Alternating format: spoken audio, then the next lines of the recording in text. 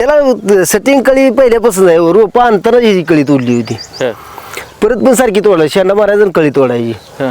परत मग माणसं म्हणू लागली लागा खर्च तर निघल असं तसं म्हणलं. कुठतर 4 ठेवलं होतं झाड बघून 10-12 आणि बारकी झाड स्थितीत कमी.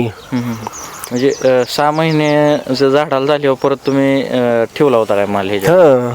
आणि परत म्हणजे ह्याची छाटणी वगैरे काय केली आहे का तेव्हापासून माल झाला? आणखीन काय सुद्धा छाटणी वगैरे काय केली नाही. हाय असं आहे आणखीन.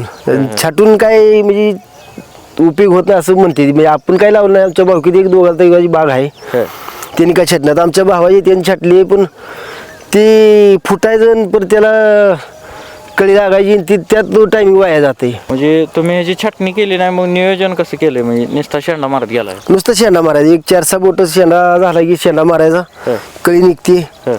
मग कुठं 3-4 आहे तिथली 1-2 तोडायची. जिथं आपल्याला बरं वाटतं तिथं ठेवायचं. जिथं फॉर्म लावायचं म्हणजे इथं फॉर्म लावायचा तर इथं अडचण, इथं 4-5 आहे इथं. मग ह्यातलं एक असं तोडला तरी काय अडचण येत. ही एक तोडला मग त्या दोन्हीला नॅट गावते ना चांगलं. आता एक 50 रुपये 55 रुपये दर आहे.